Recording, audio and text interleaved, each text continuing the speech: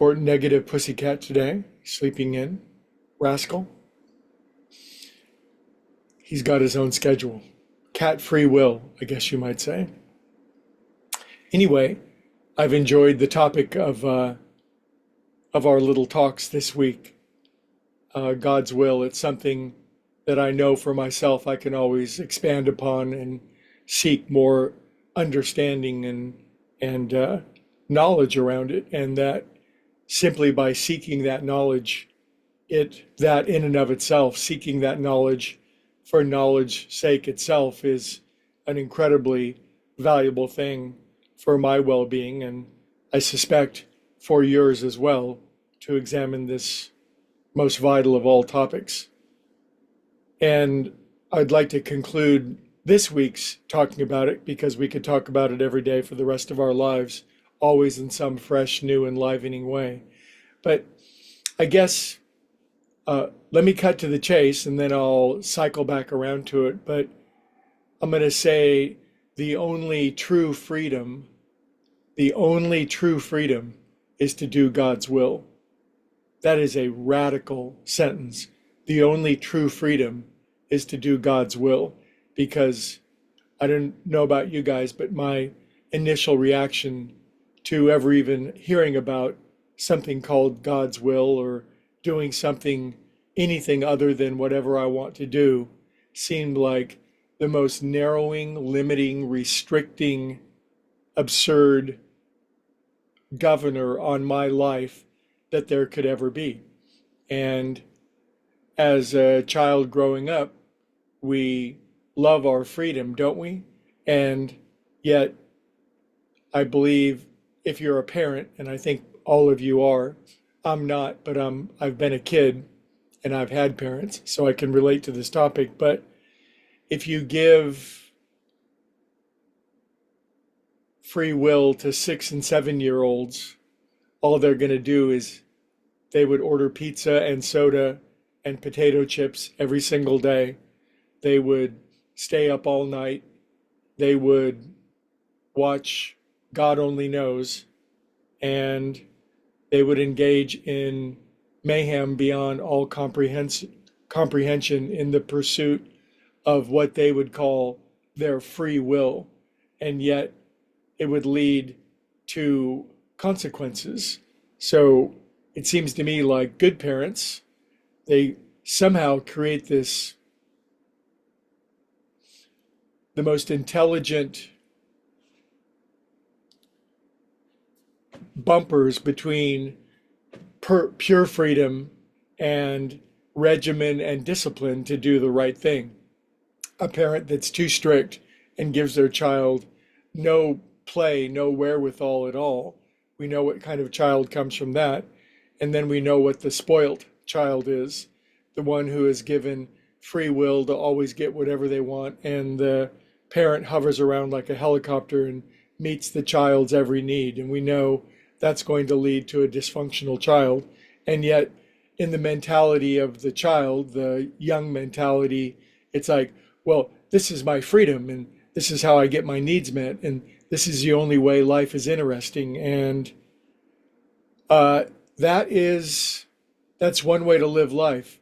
But then at some point, sooner or later, every thinking sentient being they're going to awaken to this concept of the choice between doing self-will and doing what in old-fashioned language is called God's will. And most people, when they hear that, they either think it's an absurd notion, it's ridiculously old-fashioned, it doesn't really apply anymore in this modern age. Is there even anything called God's will, et cetera, et cetera, et cetera? So it's largely dismissed, even by people with good intentions. And there's the thought on the part of most people that if there is something called God's will, it is so narrowing and restricting. It's a funnel that we all sooner or later have got to force ourselves into, that's going to take a world of unlimited options, unlimited fun, unlimited pleasure seeking, unlimited gratuitous self-satisfaction. And we're all going to have to put on the hair suit of God's will and make ourselves smaller and contracted, and that's what we're here to do. And who in the hell wants to do that? Yet, now I'm going to cycle back around. The only true freedom is to do God's will, because anything else other than that leads to mayhem and chaos. And of course, the story of the prodigal son or daughter, if you will, is a perfect example of that. I'm not going to go into that today. I know you guys know that story. But be that as it may, the greatest freedom, the only freedom in the universe, and I cannot hear this enough. Do I expect other people to hear it? Maybe.